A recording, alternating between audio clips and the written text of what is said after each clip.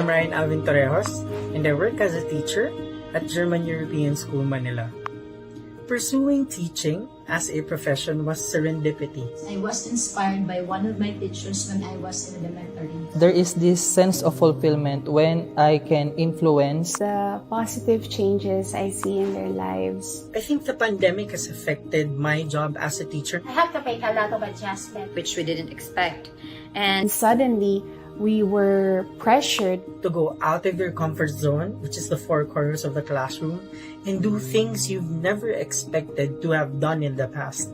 It is so hard to make a great connection to my students without being physically present beside them. Hindi ka sigurado kung naintindihan ng mga bata ang kanilang mga lessons. Where I'm from, not all are able to do virtual classes, and so this will really be difficult for us as teachers. Hindi po ako maalam sa computer.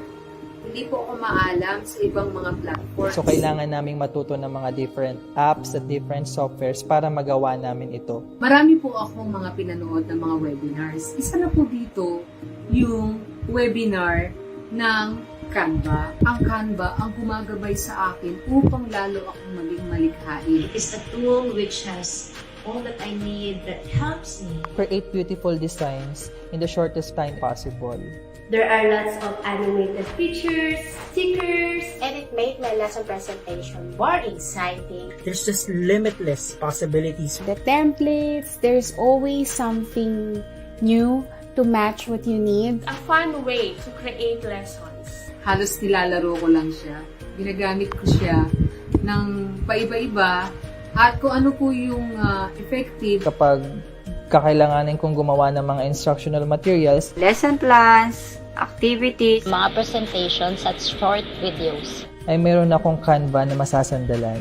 It has changed the idea that you cannot teach properly if you're outside the classroom. You can, with the help of visually appealing designs, with the help of engaging designs. Kung sakaling ma-invite ko na ang mga bata sa Canva class, i-encourage ko silang mag-explore. I can do collaborative activities for my students using it. The students really feel like kasama pa rin nila yung mga teachers nila, tuwang-tuwa yung mga bata. Canva is absolutely making my job easier. It has helped me now, and I think it will help me even more in the future. Sa pagiging miyembro ko ng Canva for Filipino Teachers ay ipinakilala ko sa aking mga kapwa-guro upang pasukin din nila ito. I would still be using Canva even when students are allowed back into their physical classrooms. I would still be using Canva for years to come, and I would still be using it for the same things that I use it now. Para ma-excite silang pumasok sa araw-araw. They will love it. I would definitely recommend Canva to all my co-teachers and all the other teachers I know. It is truly a gift because hindi mo hiningi, binigay sa'yo. Alam ko na ang Canva ay magiging malaking parte ng inyong buhay.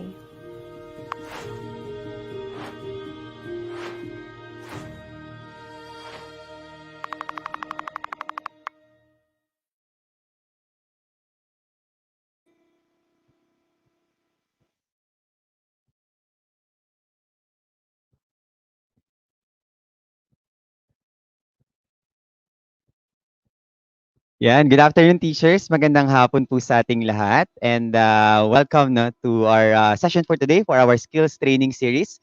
So teachers, ito na yung pinaka-iniintay natin. No? Ang tagal-tagal na nating ni-request, inintay.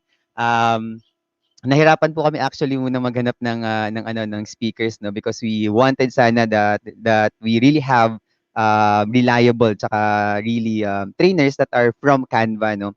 We resorted to a lot of things, but siguro pinakamalaking pagkakamali namin was that we didn't approach Canva Philippines right away. Okay, little did that we know na sobrang dali pala nilang kausap, no? So just a couple of weeks ago, we contacted and communicated with Canva for Education team here in the Philippines, and right there and then, sobrang bilis ng response nila, we were able to arrange this training. So ito na po teachers, yung matagal nyo nang nire-request, hinihiling sa aming lahat na training for Canva. And we're not only going to talk about Canva, no?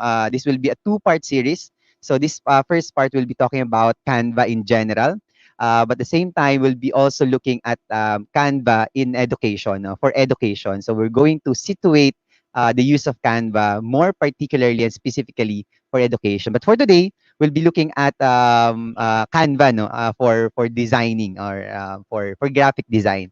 So we'll be having two speakers for today, um, which I will be introducing later on. Okay, after I have I will give some reminders first. Okay, so this will be an hour, 1 hour training. Okay, so each speaker will be having 30 minutes for their discussion and presentations. But before that, teachers, before we have our training for today, let's first have some reminders, no, so that hindi po tayo nawawala. Alam ko po lahat naman tayo very familiar na with these reminders from Kaagapay Teacher Support. Okay? So some reminders, sa evaluation link will be given at the end of the training. Yes, we'll be providing a certificate of participation for this training. After answering the evaluation, your certificates will be sent to you via email in 5 to 7 days. Okay, so please make sure that we answer the evaluation after the training. Okay, so those who are with us here live in our YouTube channel, okay, we're live now at our YouTube channel, our Facebook group, KTS, and of course our Kaagapay Teacher Support page. All those are who are watching live now, okay, you will be given, of course, the opportunity to do the evaluation first and will be prioritized for the certificate distribution and generation. Okay, so maybe we could start now with the introduction of our first speaker, okay, presenter for today from Canva Philippines. Okay, Canva for Education Philippines. Okay, so our first speaker is Miss Pat Santos. So Miss Pat Santos is one of Canva's content writers, specializing in support articles to educate millions of Canva users across the globe on how to use the design platform and provide self-service support. Combining her design background and support experience, she's happy to share her knowledge and skills in designing with Canva. So let's all welcome our first presenter, trainer for today, Miss Pat Santos. Hello. Hi, good afternoon po Yan, Miss Pat, good everyone. afternoon po. Yan. Yan. First, Magandang hapon po, Miss Pat. ah, Yan, yes, nagpapasalamat po kami once again for spending your time here and spending your time na to train our teachers on how to use Canva. Siguro, Miss Pat, bago po kayo mag-start ng inyong presentation, maybe we could give like a short, brief introduction what your presentation will be about. yeah, actually, I'm gonna touch on it quickly later, pero sige, okay lang. We can start a bit. So, as a introduction, so hi again, I am Pat Santos, and Sir Franco has already introduced me so well. And for this afternoon po, we're going to talk about Canva 101. And Canva 101 will be broken down into two parts. So, first, actually two main parts, pero meron po tayong short introduction lang to Canva. And then what I'm going to cover is yung demo po. So, like what are the basic parts of Canva and what can you do with Canva. And yung second part will be discussed by my colleague, Pensy. She will be talking about design basics. And then, so last part, we're gonna, I mean, if time permits as well, we're gonna have a Q&A. But I also think that my other colleagues from the community team will be answering any questions that come up from the comments section. So meron din po kaming sasagot ng mga tanong nyo. Here. So maybe po we can start na po do sa intro.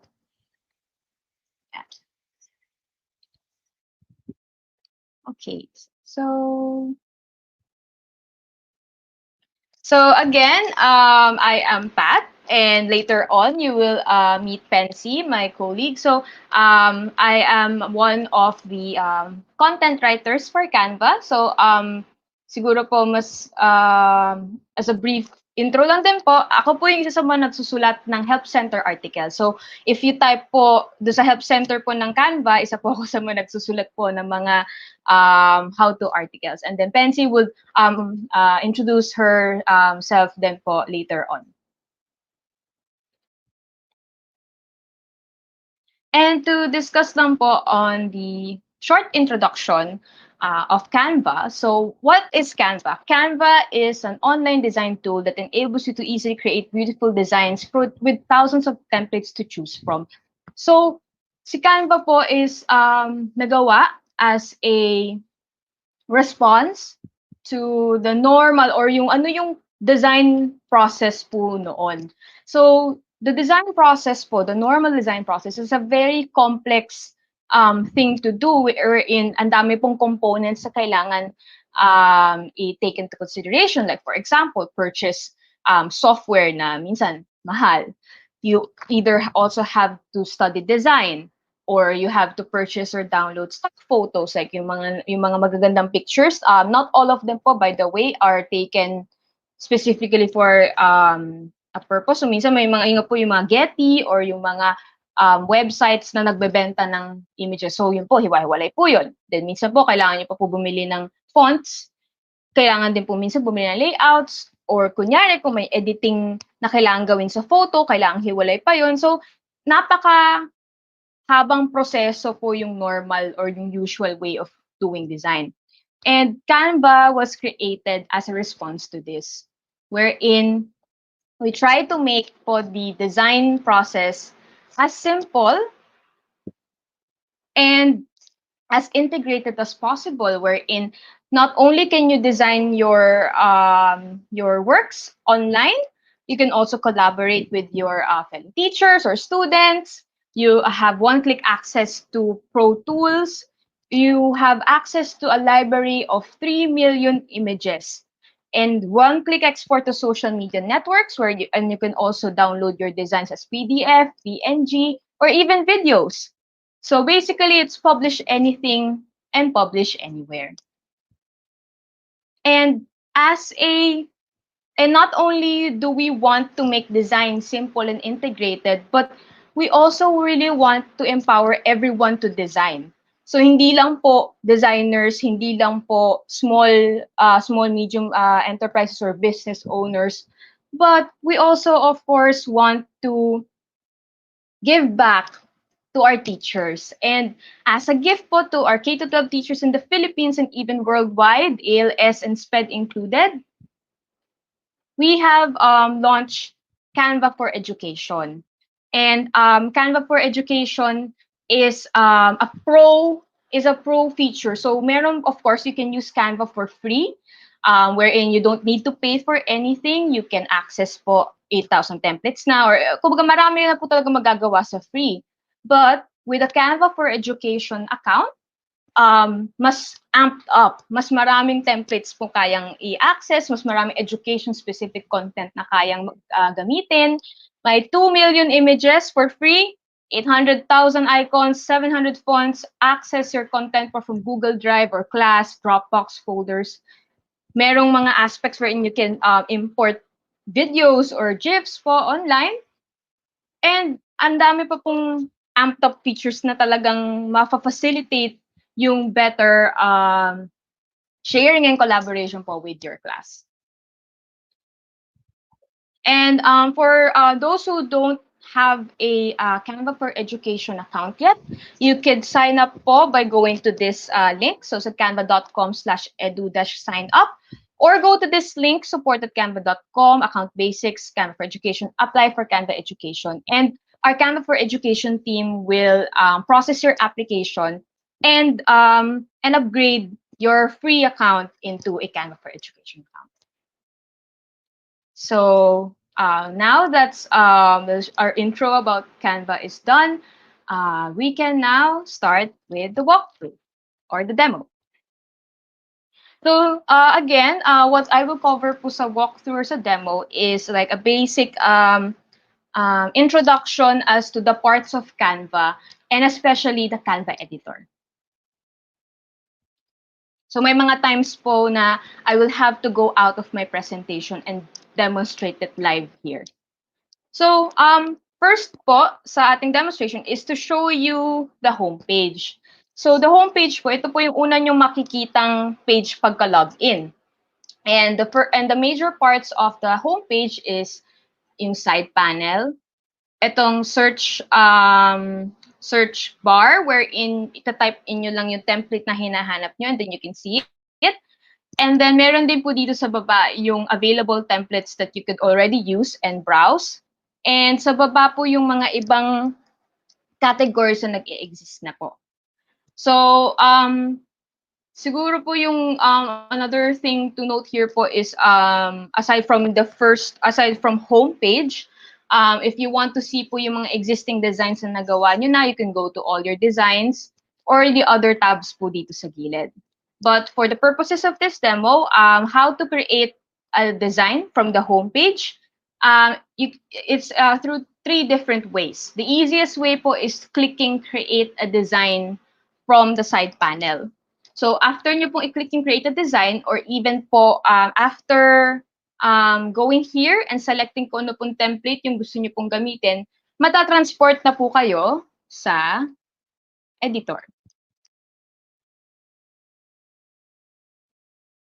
And ito po yung itsura ng ating editor. So again, meron po tayong mga 3 main parts of the editor.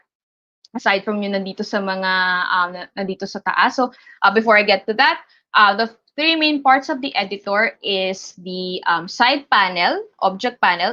Dito po makikita yung majority ng laman ng ating library. So, di ba, I've mentioned po that if you have a Canva for Education account, you have access to thousands of templates and millions of photos. So, dito po maa-access sa side panel yung mga templates and yung mga elements po na yun or photos. And then, next po is yung taas dito, which is the menu bar. So, para po siyang yung, kunyari, kung nag-Word po tayo or PowerPoint, so ito dito nyo ma-access yung mga certain functions of the editor wherein you can save, you can resize, you can name your design. So, kung kunyari po magawa tayong poster, labelan lang po natin kung anong name. Dito yung sharing, if you want to share it with your teammates or anyone who has a Canva account. Ito po yung download. So, if you want to save your design in a PDF, PNG, or JPEG, and here po, for this part po, medyo this is for printing purposes. But if you also want po to save your design into a different format, you can also click this one. And then, of course, the main part of the editor is the canvas. So, yung canvas po, dito po mangyayari lahat ng magic. Dito po natin gagawin lahat ng mga designs natin. And dito po din noted, so if you also want to have some margins here, so if kunyari, yung alala ko dito sa margins, yung pag, di ba pag sa classroom, yung yellow pad or yung intermediate paper, di ba yung margins tutupiin ng 1 inch sa gilid. So kung meron po tayo, kung gusto po natin i-replicate yon, you could click here in file and then show margins there. And in here din po sa taas banda rito is yung copy or add page. Okay, so yun po yung quick rundown on the different parts of the editor. So now on to the actual live demonstration. So let me go out of my presentation real quick. So, ito na po mismo yung live na po to. So talagang ito yung file ng aming presentation and then dito po ako magtatrabaho. Dito ko po ipapakita how to add certain elements or certain parts of your design. So in here, ang first part po natin is to add a text box. So ang text box is yung kung saan po tayo maglalagay or magta-type in ng text natin. So to quickly add a new text box, just click or press on T from your keyboard. So, hintay lang tayo. Okay, naglo-load lang po saglit. Okay, yon. Pakita rin. So, pag nag-click po kayo or nag-press po kayo ng T sa keyboard nyo, may ma-add po agad na text box here. And to change it, you could just click po on the text box erase yung nakalagay po doon and just type in po yung bagong ano. So, pwede natin, hello, magandang hapon. Or kung meron na po kayong existing file, may it be from Word or from the internet, you could just copy from it and then paste it po here inside the text box. Tapos to move it around, you can just drag po yung text box. And if you'd like, you could change the color. So to change the color po of this one, you just click on this icon, text color. And then select na lang po from either a new color. So mamimili po tayo ng bagong colors from here. Or kung magamit po kayo ng template, you could use yung existing colors po from that template. And to change font, you can click here. Again, marami po tayong available na fonts dito. And then you could just search. Minsan nga po, kunyari, anong mood natin ngayon? Pwede tayong maghanap ng handwriting. And then magpapakita po lahat ng available na handwritten fonts na meron po ang Canva. And then nandito din po sa taas yung formatting toolbar. So you can change here the size. Kung gusto niyo po naka-bold or italicize, underline, all caps. Yung alignment, center, left, right, even justify. Kung gusto po nating naka-list or numbers. And yung letter and line spacing po natin. Customizable po yun dito. And meron din pong actually added effects din. So if you also want to add more oomph or gusto natin mag-stand out pa lalong text natin, we also have these text effects. So we can try this. So magiging ganyan. And I think that's it for customizing the text box.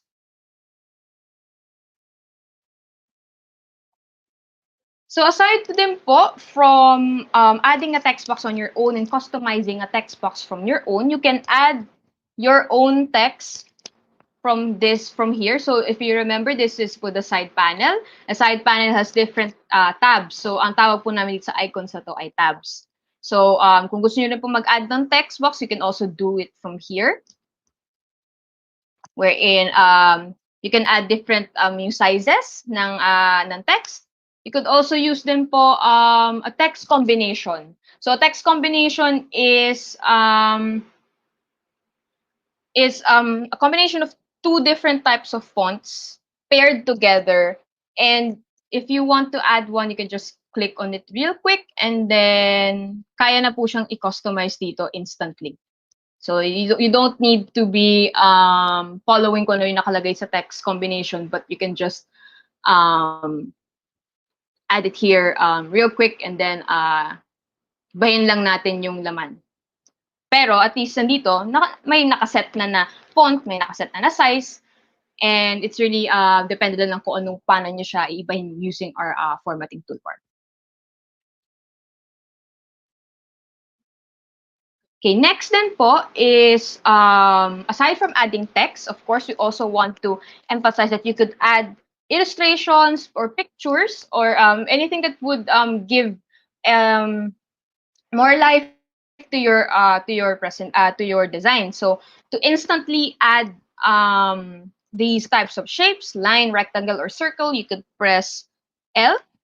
So ayan, pag press yung L, instantly may mailalagay. And similar to text, you could change the color to the available ones.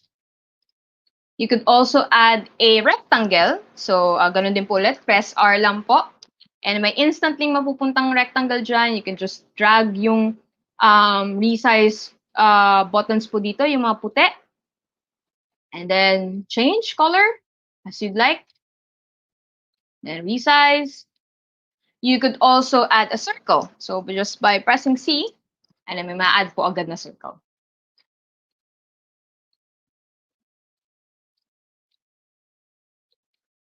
So there.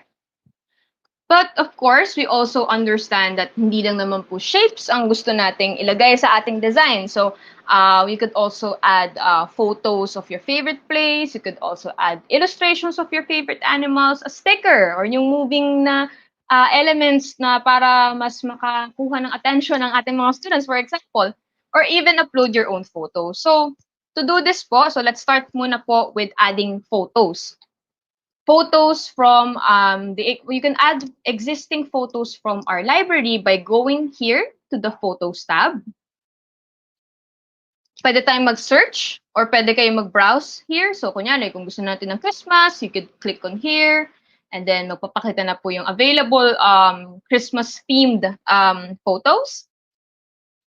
Pero kung let's say gusto natin ang i-search or kunyari, photo of your favorite place. So, ako, for example, my favorite place is mountain. So, dahil after po sana ng pandemic, gusto ko pong mag-hike ulit. So, we can just click here po mountain. You can just type in here mountain and then meron na po dito maglo-load na photos of mountains. And to add a photo to your design, you can just click or drag. And then there. Then resize, and then you can just add it here, drag it around. Yan, may instant cropping. Then, patungan muna natin dito yung beach. And to customize your photos, you could add a filter. So, hindi lang po sa social, diba? Usong-uso po syempre sa social media ang maglagay ng filters. So, you can also add filters to photos. And you could also add effects. So these effects, these effects add more. So aside from the normal filter, you could actually add itong mga extra layers of effects palalo do sa photos. Then to add an illustration, you could click here on the element. So ang difference po ng photos is yung realistic, yung talagang kunyari kukunan ka ng picture. Or kunyari, punta po tayo, nagbakasyon po tayo, pinicture natin yung nakikita nating beach, and then yung po yung photos. But yung elements, so dito po yung illustrations, vectors, or icons. So, katulad po ng photo, you could easily just search here. So, kunyari dito, illustration of your favorite animal. My favorite animal is a penguin. So, search lang po ako ng penguin. And magpapakita na po dito yung available na penguin illustrations na pwedeng gamitin. So, to add it, similar din po dun sa photo, drag or click, and then resize. And then, same goes din po for the stickers. So, it's still in the same tab, the Elements tab. And to search for stickers or to go to the stickers part, scroll lang po tayo dito and then makita po natin yung sticker section. Click on See All. And maglo-load na po yung available stickers na meron po tayo. And then, ganun din po, to add it to your design, just click on it or drag on it and then resize, move it around and place it to the part of the design that you want to place it. And then last but not the least, dito po sa photos is to upload your own. So, syempre, of course, you understand that you have to use your own photos or kunyari, wala, either picture natin, or wala po talaga dito sa library namin yung hinahanap yung photo, so you can do that. You can upload your own. And to upload, just click here po dito sa Uploads tab. And just click on Upload Media. And then, pagka-click po ng Upload Media, mag-load po yung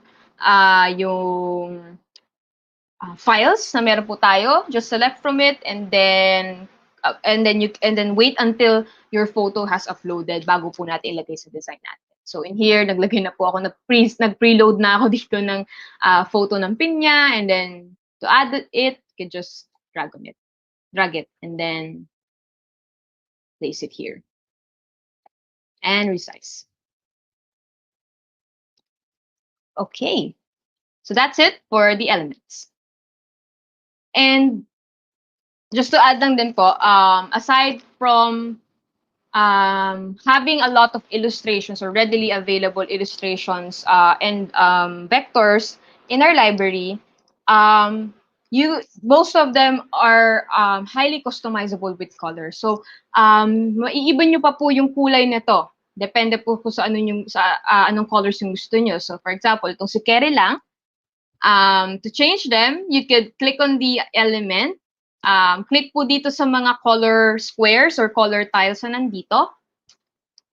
And then select po the new color that you want to choose. So, gawin natin yellow, then yung black. Ako, okay na ako sa black. Pero let's say gusto natin palitan yung purple into green.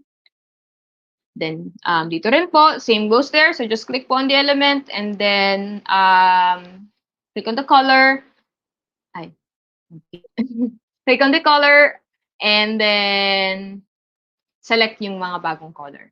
And as I've said po, majority po of our illustrations can have customizable colors. And since kanina napag-usapan po natin yung photos, di ba yung normal way po to add photos is to just click on it and then resize, mano-manong lagay.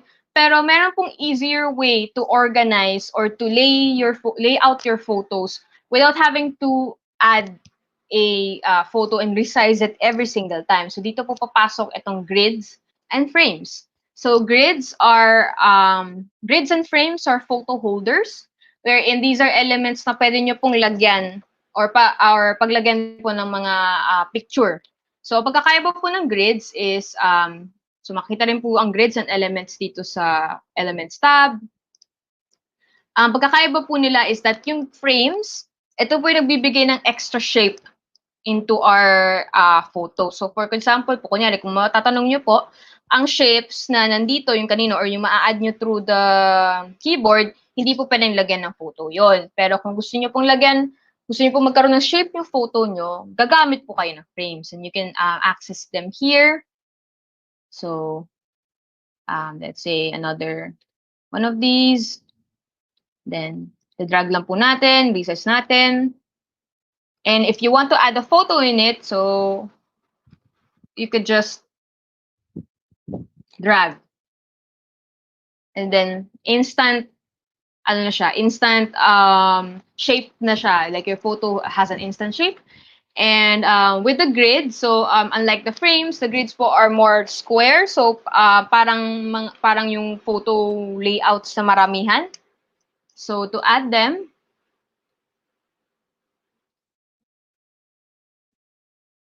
dito lang din po siya sa elements. And then scroll down pababa. And then here sa section,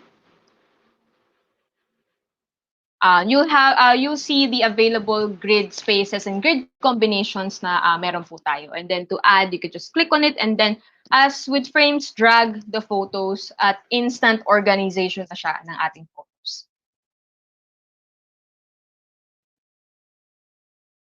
Another feature that I would also like to share with you is grouping. So syempre may times na nagiging very, let's say, magiging crowded na or ang dami ng laman ng design natin. So minsan gusto pa natin ipa-ipahin. Pero pag marami na kasi yung elements natin sa design, minsan gusto natin sabay-sabay na lang i-move ang mga elements. Kasi normally, kapag yung elements, so text box isang element, illustration isang element, another text box, and another element. So, let's say, 5 element, or ito, in this case po, 3 element. And then, gusto nating sabay-sabay silang i-design. Meron po tayong feature called grouping para mas mapadali yung moving around and resizing of the elements. So, to do it, you can select all of the elements that you want to group together. So to do that, you can just drag your mouse over the elements.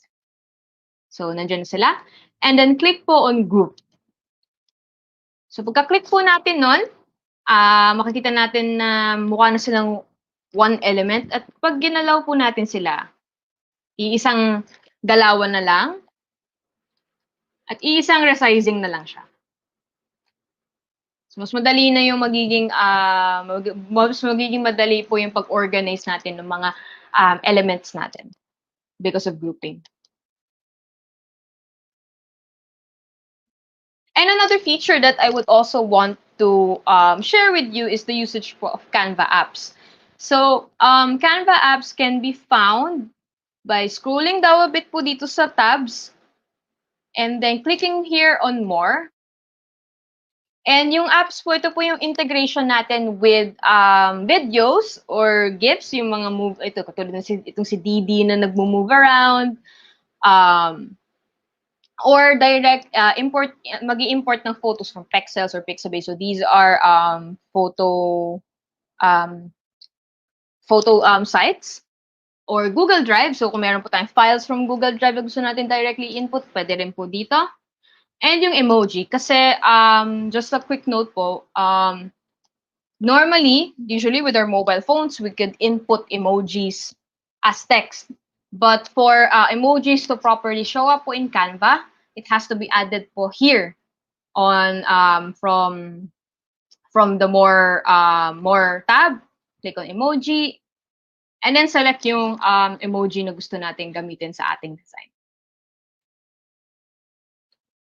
Just resize and take note, our emojis colors are highly customizable. So, kung meron po tayong emoji na gusto, like matagal natin gustong ibahin yung kulay ng emojis natin sa phones na hindi natin magawa, at least po sa Canva, kayang-kaya po nating ibahin ang ating emojis. So, kunyari, ayaw natin ng yellow, di gawin nating puti. Ay, wag pala puti kasi puti ang background. Or sige, purple. Yun, hindi nga lang kita. Pero sige, dahil gusto natin ng purple emoji, pwede natin ibahin din yung kulay ng laman. Yun. So, kita na po yung ibang color ng emojis. And actually, kapag scroll down ko pa to ng konti, this would normally end my segment na po for demos. But before I turn this over to my colleague Pensy, I realized hindi ko pala naipakita yung templates natin. So, to actually access the template, so di ba napakita ko na nga yung photos, elements, and text, pero nakalimutan natin yung template. So, to access our thousands of templates, you could just click here din po from the tab, from the templates tab, and then these are the available templates that you can use for your presentation. Since yung example po namin dito is a presentation, lahat po ng templates na makikita nyo po dito are for presentation. So just to quickly demo how to use or import a template. So I added a new page, so you can do that here. And then I would select a template from here. You can also search actually, but for now we can just gamit muna tayo dito sa templates tab. So let's say I click on this one. And then, mapapakita po lahat ng available template presentation. So, if I would like to apply to my design, I can just click on this. And instantly, mag-a-apply na po yung design na yon sa inyong page. And if you also want to apply other templates, you could just click on yung add more pages and then select until lahat po ng templates na pwede natin gamitin ay magamit. So, okay. That now actually brings an end to my demo walkthrough. And now I would now pass it on and then let my colleague now discuss about the design basics. Thank you.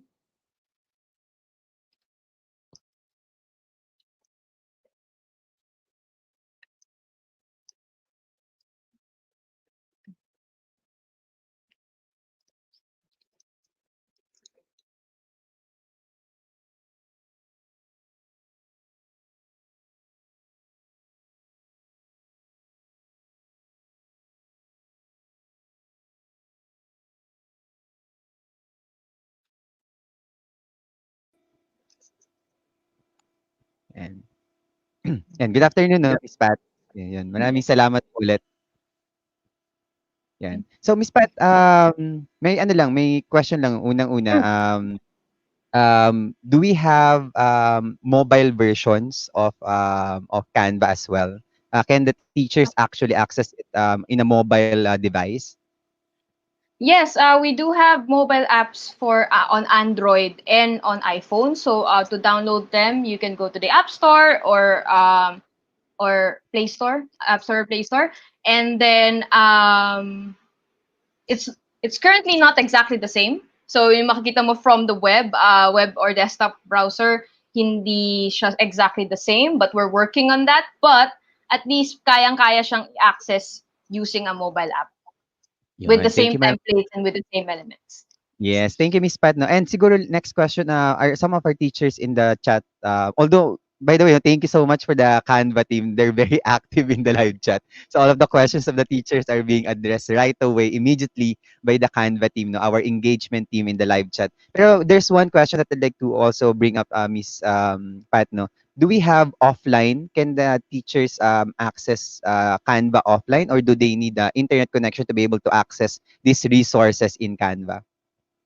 Actually, currently, online pa lang kami. But we're also working to making Canva available offline. But at the moment, currently and purely online pa lang po kami. Okay, yes. But then again, as mentioned by Miss Pat, they're exploring it. So teachers, siguro abangan po natin yan. Pero anyway, based on experience, no, hindi naman ganun kabigat yung data usage ni Canva. So pag nagmo-mobile use ako ng Canva, hindi siya ganun kalakas gumamit ng data. So yun, maraming salamat, Miss Pat. And I'll be going now. I'll be welcoming our second speaker for this afternoon. Again, maraming salamat for sharing your our Canva 101. So yun, teachers, no, maraming salamat for to Miss Pat in sharing with us Canva 101. Kahit gumagamit na ako ng Canva, actually, madami pa rin akong surprises dun sa presentation ni Miss Pat. Lalo na yung groupings. Very important kasi yun kasi it allows you to organize your elements. Okay? And I'd like that how Miss Pat was able to break down all the elements of Canva. So yun, teachers, no, bago natin siguro i-welcome ang ating next speaker. Again, what we're trying to do here, no, sa Canva is not only about, like, of course, graphic designing, no, pero it's really more on to help you with the graphic designs for your instructional materials. Kasi feeling ko yun yung pinakamagandang dinala ng Canva sa atin, no. It makes graphic designing more accessible to all. Kasi before, as mentioned nga by Miss Pat kanina, no, for you to be able to do graphic design, kailangan mo mag-aral, kailangan mo mag-download ng sobrang daming applications, and you'll have to train to do those. Pero Canva sort of like bridge all of those, put it in one platform, and allow as teachers, no, to make stunning, no, and engaging content without spending too much time. Kasi alam naman po natin, napaka-busy nating mga teachers, no? Dami tayong assessments na chine-check, mga lessons plans na kailangan i-submit, mga reports na kailangan ibigay sa ating mga heads, no? So that, I think, yun pinaka-thankful tayo sa Canva, no? Allowing us to do so much more in a short period of time. Okay, so now what we're going to have now, our next one would be bringing us more closer, no, to graphic designing, no, to exploring design principles, etc. Using, of course, Canva. Okay, so for our next speaker, I'd like to introduce to us Miss Pensi Rosal, okay, from Canva for Education Philippines. As a content designer in the Elements team, Pensi makes sure that Canva's library of elements keeps growing bigger and better. And she provides illustrations and art direction for different element collections and empowering our users to add more color and flair to their design. So, yung pong amount of resources natin sa Canva, yung mga free resources natin that we're accessing, it's Miss Pensi who takes care of making sure that it keeps on growing and allowing us to have more resources to use for our graphic designing. Okay, so yan, let's all welcome Miss Pensi with us here to discuss further graphic designing using Canva. So good afternoon po, Miss Pensi. Hello. Hi. Siguro hindi ko na po kayo hold, Miss Pensi, no, para we could actually maximize your discussion. So I'll be giving now the floor to Miss Pensi to discuss, no, to present to us other elements and things that we can do with Canva. All right. So hi again. I'm Pensi. I'm a content designer from our Elements team. And just like a really quick background as to what I do, like I said, I provide art direction for most of the featured element collections that you see in the objects panel, alongside illustrating some of them myself. So today I'll be talking about design and visuals, particularly how to think like a designer. I'll be discussing what design is about and what particular elements are worth considering when you are creating a design. So let me start off by explaining what graphic design is. So, in a nutshell, graphic design is creative communication. So, behind every design is a message and a meaning, and often all of the elements in a design are very deliberate and they serve as a purpose. So, with that said, graphic design is many things. So first, graphic design is iconic. So from literal meanings to concepts and entire identities, these can all be visualized through design. Graphic design is also empowering. So people often turn to designing or creating in general if they want a message to be heard or if they want to have a problem fixed. And graphic design is useful and also not always about looking stylish. So, for example, maps like in here or signages, they still require a lot of design thinking. It's just that they're more focused on readability and accessibility. And among a lot of other things, graphic design is motivational, it is educational, and behavioral. And how well it becomes these things just really depends on planning, intent, and execution. So with that in mind, I'll be sharing some design tips. As you know, we at Canva, we understand that design can be a little daunting, especially for people with no background in design at all. People study design for years and, up until now, there's still so much to learn, but there are some pointers, some easy to remember tips that you can keep in mind just so that you can create designs that are not only aesthetically pleasing, but more importantly, for them to better serve their purpose. So these are the topics that I'll be covering. In particular, I'll be talking about color, text, imagery, and layout. So let me start with color. And before I get into the details, I have a little quiz, I have a question, and I would love for everyone to participate in the chat.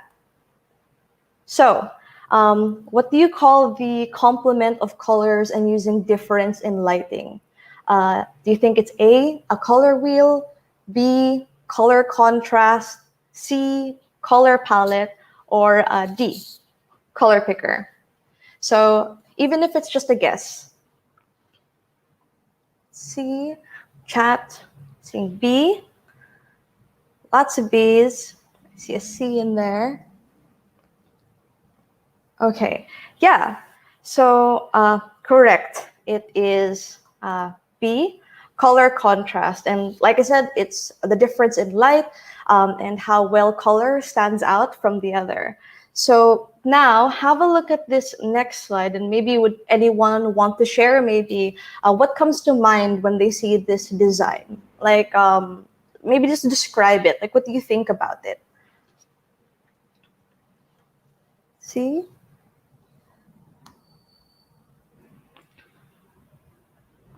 Any thoughts? Like maybe sakit sa mata. Okay, yeah. It's distracting, definitely. So yeah, in a nutshell, it's hard on the eyes. It's difficult to tell the elements apart because there is no contrast. Now, choosing contrasting colors, like in this one, you're really able to read and understand the content, not be distracted by how bright the colors are, how pretty like the color is, because it's always important at the end of the day to prioritize the message and the content that you are trying to get across. Now let's talk about color meanings. So, a lot of meanings and emotions can be associated with particular colors. Like the very obvious red for love and for power and energy, green for anything to do with nature, yellow for warmth and happiness. If you want your audience or your viewers to feel a certain way, you can definitely do so through the use of color. And, the meanings in this slide, they're generally very universal, but if you take the time to research, you'll find out that the colors, they take on a new meaning depending on the context or the industry. So for example, blue in the food industry, it's associated usually with sweets and desserts. And if you think of black in fashion, it's very sophisticated. It's associated with class. And if you do have a color in mind and you are not sure where to go from there, you can always go to canva.com/colors, which is like a really great resource for color palettes. If you want to learn about color meanings, you can go there too. It's very detailed. If there's a photo you have that has a really nice palette and you want to use the colors from that photo, you can upload that to our palette generator. So yeah. Now, a tip for just using colors in general, especially when it comes to presenting to an audience, is to stick to 4 colors at most. So think 1 light color, 1 dark color, and at most 2 vibrant accents. And what accents are, they're just colors that are used for emphasis. And if you do need help forming that particular color palette, from the colors page, you can select the main color, like the main color that you want to use. And then from there, you'll be able to look at like a selection of matching or complementary colors. Now, in presentations, how do you use dark backgrounds? When's a good time to use them?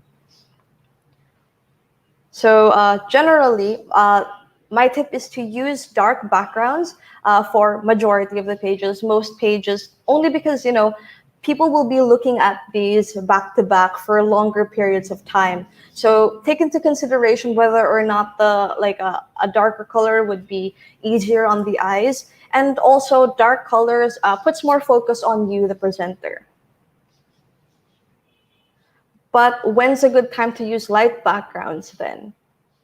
See, it's light colored backgrounds are really good for transitions. They're good for breaking things up. They're kind of considered like a wake up slide. And also if you have any big statements, anything that you want people to remember, it's really good if it's like supplemented by a really bright light colored background. Now let's talk about the use of text and typography in your designs. So text is a really important element in design, not just for readability, which is obvious, but fonts and text, they can really help signify the tone and mood that you want to set in your design. But before we go into that, I have another little quiz, another question. So feel free to answer in the chat. Let's see. So these columns up here, open sans light, open sans, and open sans extra bold, what do you call these group of fonts? Would you call them A, font pairings? Are they B, font in back? Are they C, font serif? Or are they D, font family?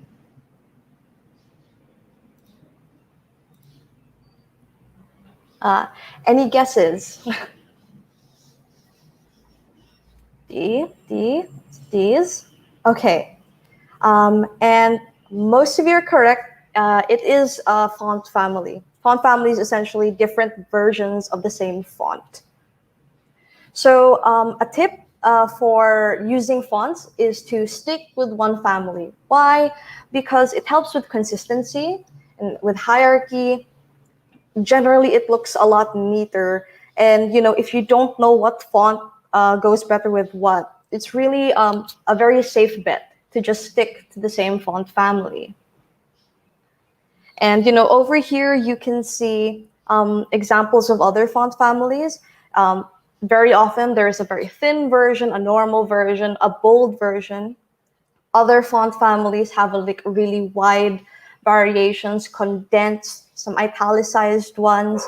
So, you can definitely create dynamic and varied layouts just sticking to one family. Now, let's talk about font pairings.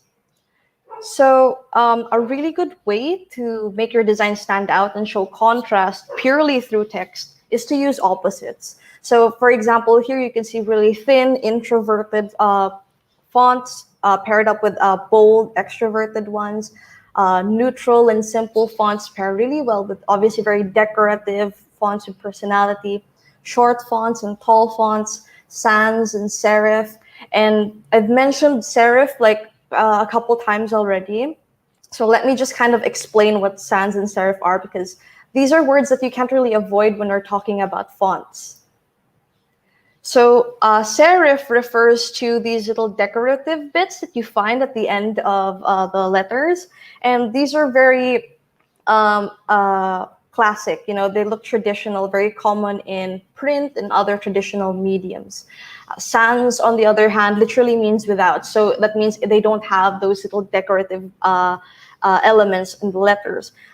It is very modern. It's associated with more digital mediums, though that doesn't necessarily mean that they're exclusive to their associated mediums. For example, if you have like a digital poster and you want to give it a classic feel, it's a safe bet always to use serif. On the other hand, when I read books and there's like a futuristic kind of theme, or if a robot is talking, often the font used is a sans font. So here's a really good example of font pairing. So as you can see, it's a mix of an expressive and a neutral font. This way, it really creates an emphasis on the word fresh. And it also meshes well with the vegetable or the natural feel of the photo. It's natural, it's organic, it's flowy. And then this next example, it's a very classic pairing of thick and thin fonts. So this way, there's a huge emphasis on the word strong. Now, in terms of font sizes, what would be like a really good font to use, especially if you're presenting in the context of like a presentation? I would say around 30 points at the very least when you are presenting, and then a minimum of 24 points for the footnotes. It's always good to keep accessibility in mind. Always make sure that the people you are presenting to can actually read the content. So for this slide, try to have a read of the text and maybe share your thoughts on what you think about this as a presentation slide.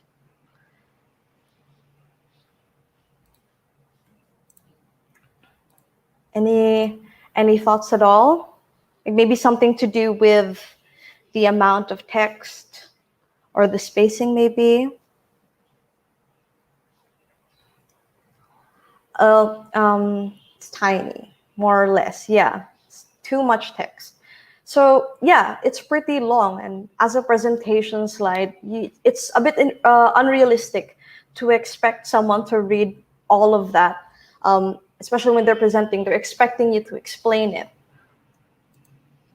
So it's really good to, blow up the font, make it a little larger. It gives you the opportunity to cut down on unnecessary content.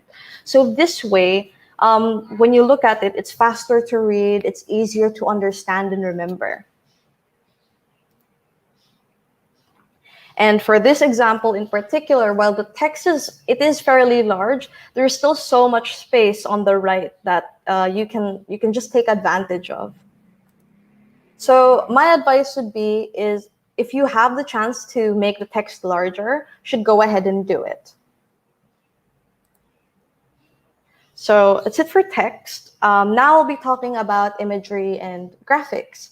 So again, I'll have another quiz. Would love you guys to participate again. My question is, which is not an example of proper use of imagery and graphics? And try to visualize it while I describe it. So is it A, is it overlaying a photo with a paragraph of text? Is it B, utilizing clear space? Is it C, turning words into diagrams? Or is it D, using contrast in text? Which one of these doesn't sound right to you?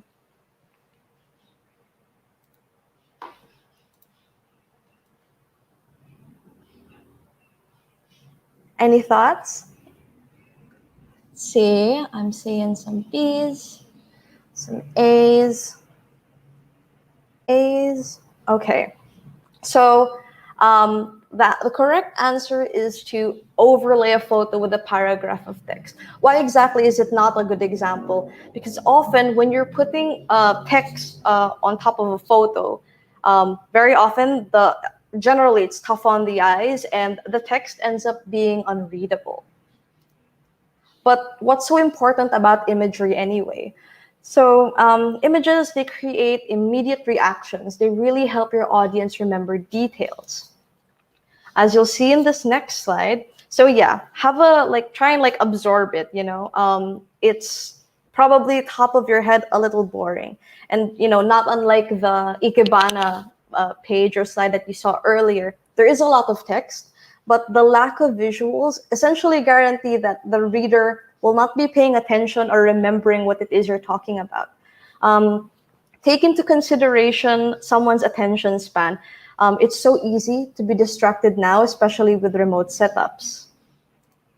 So, with the help of imagery, especially if someone gets distracted for a bit and then they tune back into what you're presenting, ideally, they should have a look at your visuals and immediately know what it is you were talking about. Even better, you can use icons to visualize each point. This way, it makes it so much easier to remember. And if you want your design to look more dynamic and memorable, you can really put focus on the icons and the colors themselves. So now let's talk about using photos in your design. And a really important thing to keep in mind is to use clear space. Including a healthy amount of white space in your design, it sharpens the viewer's focus because you're isolating it. So take advantage of that, crop the photo if you have to. But if the photo that you want to use doesn't have any clear space at all, that's perfectly fine because there are definitely other ways to accommodate for text. You can use contrast. So you can do it with color overlays. You can fill in text boxes, or you can use random filled in shapes. You can also take advantage of the frames that we do have, and you can just put your image in there. And now, lastly, we'll be talking about layout. So here's the last question that I have for you. What text do people usually read first? Is it A, the ones with the bigger font sizes? Is it B, the text that's small and italicized? C, the ones that are the same color as the background? Or D, are they the ones that look like all the other texts? So what do you think?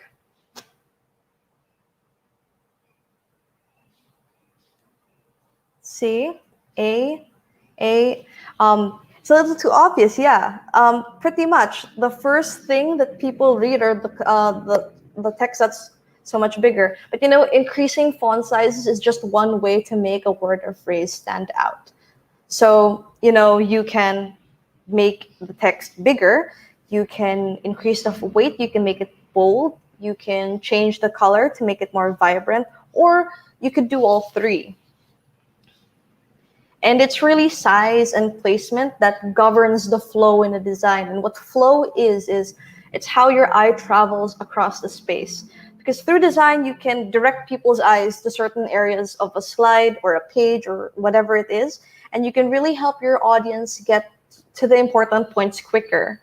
Ideally, people should be able to move their eyes across your slide in one back and forth motion and be done processing the information.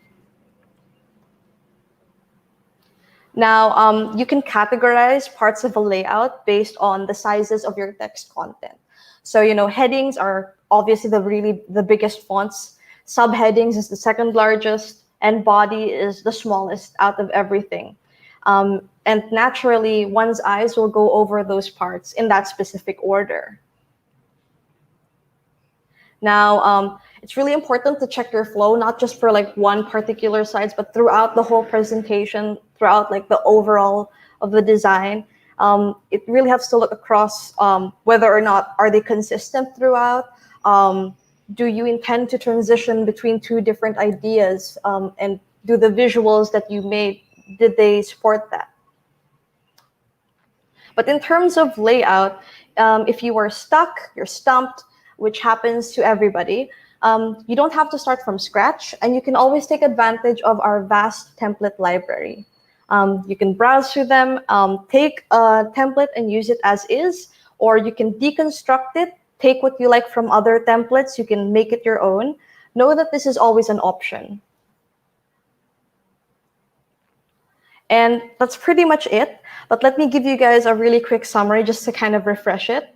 So for color, things to consider. One, is there enough contrast? And two, is the palette relevant to what you want your viewers, your audience to feel? For text, think about whether or not the fonts fit the mood. Or is it large? Is the text large enough for you to read? Are you maximizing the use of space when you're moving text around?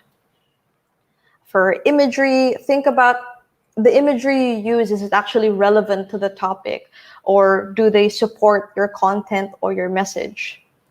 And lastly, for layout, think about whether or not the flow is easy to follow. Can you follow it yourself? Can you tell where the eyes are going to focus on and what order they'll be read? And that's pretty much it for my part. Thank you so much for listening. I really hope it helps. So yeah, let's see. Yan, Miss Pensy, maraming salamat, no? Kahit ako sobra ako na-excite dun sa presentation. And kasi sa Kaagapay Teacher Support, Miss Pensy, no, we create a lot of like postings, mga images, for example, mga materials. And I really appreciate all the input, no, on graphic design. Medyo madami pala akong kailangang baguhin. So ngayon medyo nahihiya na tuloy akong ipakita yung mga ipopost ko sa Kaagapay Teacher Support. Pero maraming salamat, Miss Pensy. No? We appreciate. I hope you can also see the comments, the amount of comments that they're putting in sa live chat natin on how they appreciate your input. Okay, so siguro we can entertain some questions, Miss Pensy, no? If there are some questions regarding graphic design. Yeah, sure thing. Yeah, syempre kasi napaka-applicable nito lalo na sa mga teachers natin that are producing modules right now. Kasi syempre yung mga modules natin are standalone instructional materials. They're not there to motivate their students to actually use it to. So having like an engaging and good designs for their modules and instructional materials would really help a lot. Yan. So tingnan ko lang yung live chat, Miss Pensy, no, kung meron tayong question. Kaya lang parang general yung mga questions eh. Yeah. Only teachers are allowed to have a Canva Educ. Yes, kailangan po verified K-12 teacher po kayo. Yan. Siguro parang napakalinaw kasi nung presentation mo, Miss Pensy, no? Wala silang question. Actually, ang mga ano lang nila is like appreciation to your presentation. So, thank you. So yan, maraming salamat, no, Miss Pensy. Maybe we could invite the last one, Miss Pat, to our stream right now, if she's still here. Pat? Yun, yes. Hello again.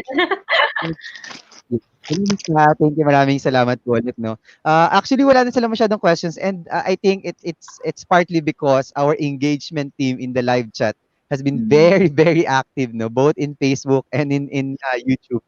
So all of the questions are being addressed right away. So siguro Miss Pat and Miss Pensy, I'd like to siguro ask for a short message for our teachers before we magpasalamat sa inyo pong dalawa. So siguro short message lang po for the teachers. Thank you. Yeah, ako muna. Pat, siguro muna. Sige, again, thank you so much po talaga for spending your afternoon with us. We really hope po na sana may nakuha po kayo or may natutunan po kayong bago.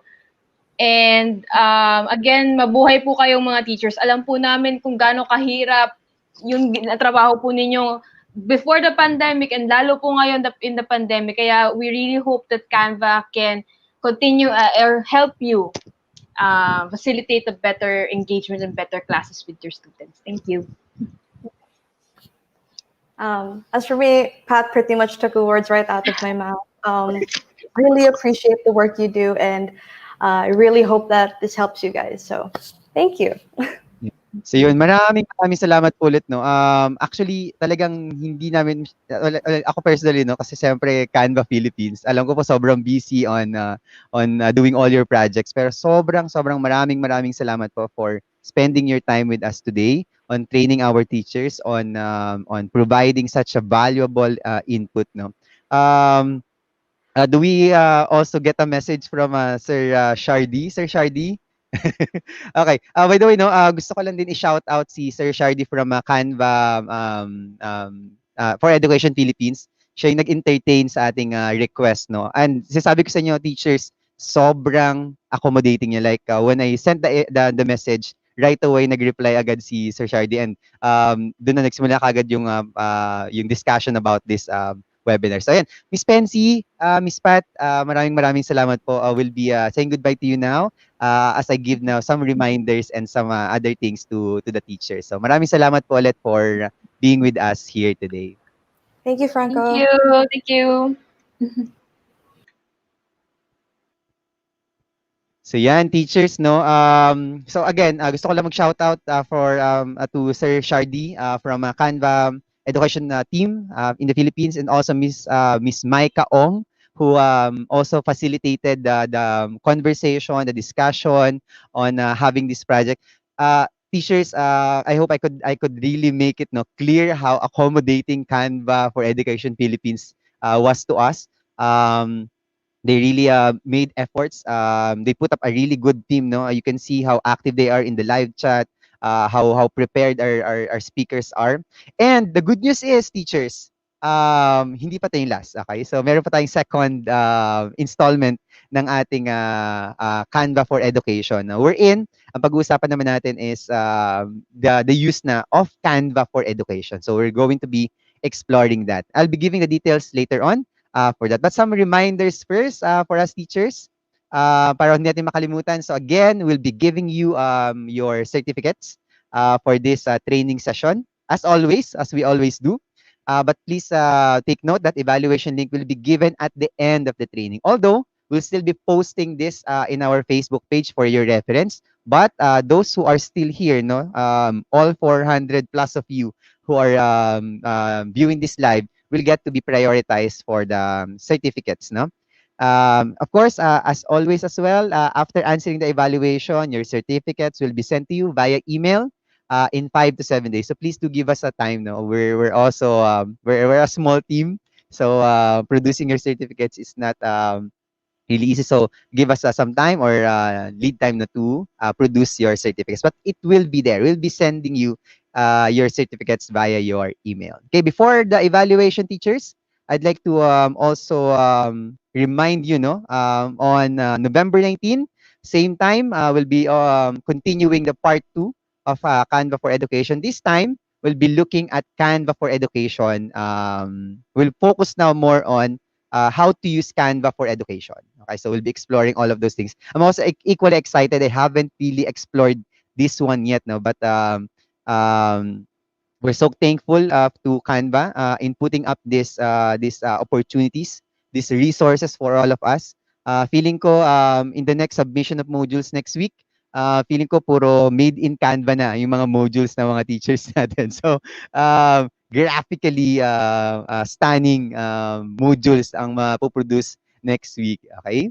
And of course, also teachers, no, don't forget on our before that November 19, we have also our skills training series, episode 9 on using Adobe Photoshop for photo editing. So teachers edition, no? What do we mean by teachers edition? Ibig sabihin po, naka-contextualize to on how teachers can use Photoshop. Kasi syempre, madaming gamit yung Photoshop, lalo na for mga editors, no? So, but we'll be focusing it more on how can teachers maximize this, okay?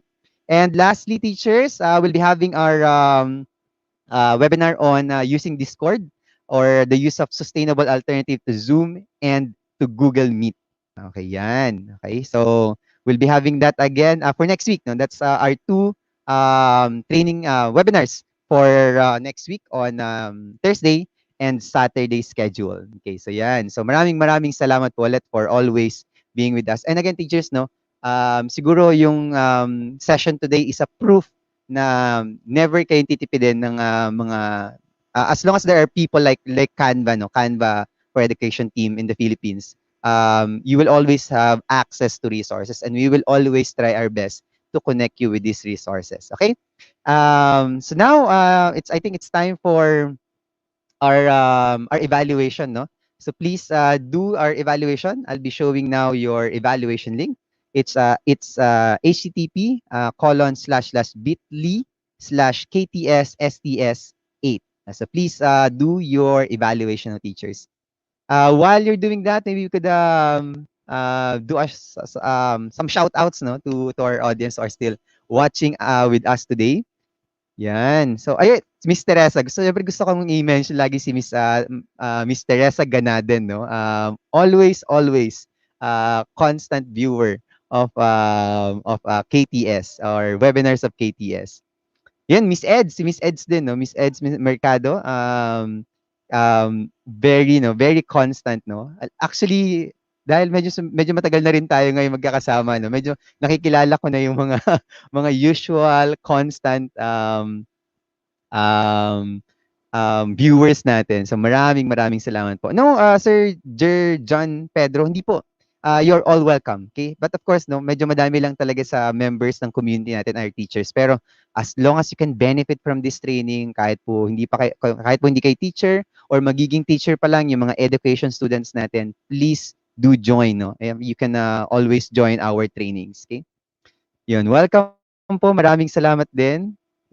Question currently. Okay, opo, no problem, no. Kahit yung po mga education students natin kasi actually yung mga education students natin, kayo po ang future ng education natin. So, ngayon pa lang iti-train na kagad namin kayo para sure na, okay, na na you're equipped with the skills and the knowledge to be able to continue the mission of teaching. Yun. Siguro last couple of shout outs, no. Okay, yun, so parang wala na. So yan, maraming salamat po ulit. Again, welcome na teachers, no. It's always a pleasure to be with you here training and learning more. So let's continue to unlearn, learn and relearn things. Okay, maraming salamat po. Good afternoon teachers, and we'll see you again on Thursday.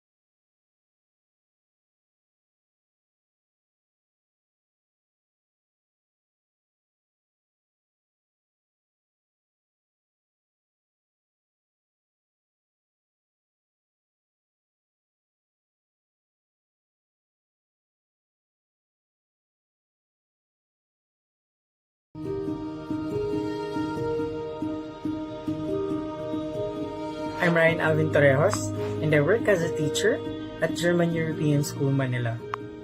Pursuing teaching as a profession was serendipity. I was inspired by one of my teachers when I was in elementary. There is this sense of fulfillment when I can influence The positive changes I see in their lives. I think the pandemic has affected my job as a teacher. I have to make a lot of adjustments. which we didn't expect. And And suddenly, we were pressured To go out of your comfort zone, which is the four corners of the classroom, and do things you've never expected to have done in the past. It is so hard to make a great connection to my students without being physically present beside them. Hindi ka sigurado kung naintindihan ng mga bata ang kanilang mga lessons. where I'm from, not all are able to do virtual classes. And so this will really be difficult for us as teachers. Hindi po ako maalam sa computer. Hindi po ako maalam sa ibang mga platforms. So, kailangan naming matuto ng mga different apps at different softwares para magawa namin ito. Marami po akong mga pinanood ng mga webinars. Isa na po dito yung webinar ng Canva. Ang Canva ang gumagabay sa akin upang lalo akong maging malikhain. It's a tool which has all that I need, that helps me. Create beautiful designs in the shortest time possible.